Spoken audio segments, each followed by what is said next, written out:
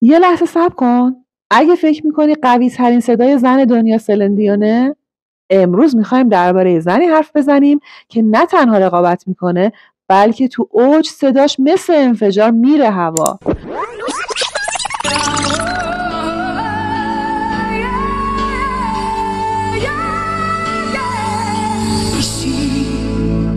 لارا فابیان، پدیده‌ای که اینترنت ایران براش افسانه ساخت.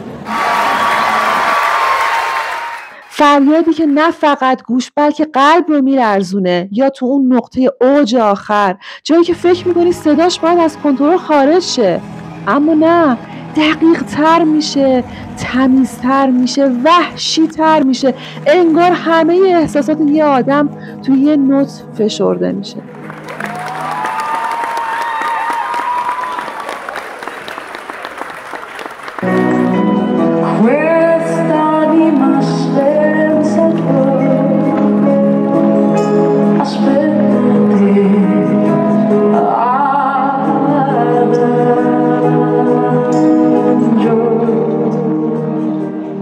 یه سوال پیش میاد: لارا فابیان یا سلن دیون؟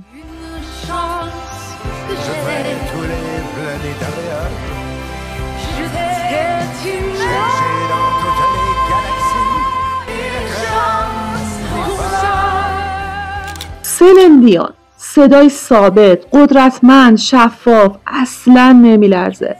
اما نگم براتون از لارا فابیان، قدرت به علاوه احساس، اوجهاش مثل انفجار میرسه. اگه سلن دیون یه ساختمون فولادیه، لارا فابیان یه طوفان آزاد و غیر قابل محاله. سلن صداش رو کنترل میکنه، اما لارا با صداش حمله میکنه. برسیم به جنجالی ترین بخش. یه شایعه میگفتن لارا عاشق شده، مرده خیانت کرده. لارا افسرده شده و تو بیمارستان بستری شده. دکترها گفتن برای درمانش باید کنسرت بذارید تا مردم مجبورش کنن دوباره بخونه. و بعد همین ویدیو رو نشون میدادن، جایی که مردم همخونی میکنن و لارا اشک میریزه. ولی واقعیت چی بود؟ این صحنه هیچ ربطی به عشق شکست خورده و بیمارستان نداره. این فقط لحظه‌ایه که لارا از شدت همخونی جمعیت شوکه و احساساتی میشه. اما جزئیات مهم نیست. اون چیزی که مردم دیدن، اون اشک‌ها، اون لرزش صدا و اون اوج وحشی که بعدش میزنه، همینا لارا فابیانو تبدیل به یه افسانه کرد.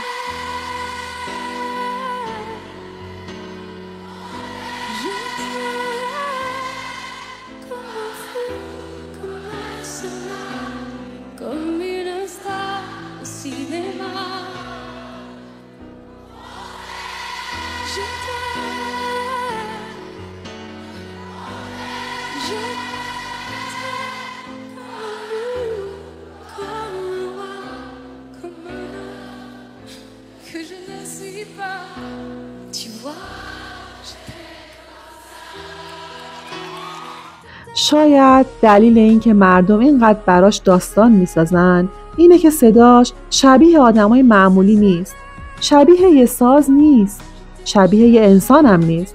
لارا فابیان یه هیولای صوتیه و وقتی تو فرانسه، سرزمین عاشق‌ها، جلوی هزاران نفر صداش رو رها میکنه، نتیجهش فقط یه چیزه: افسانه.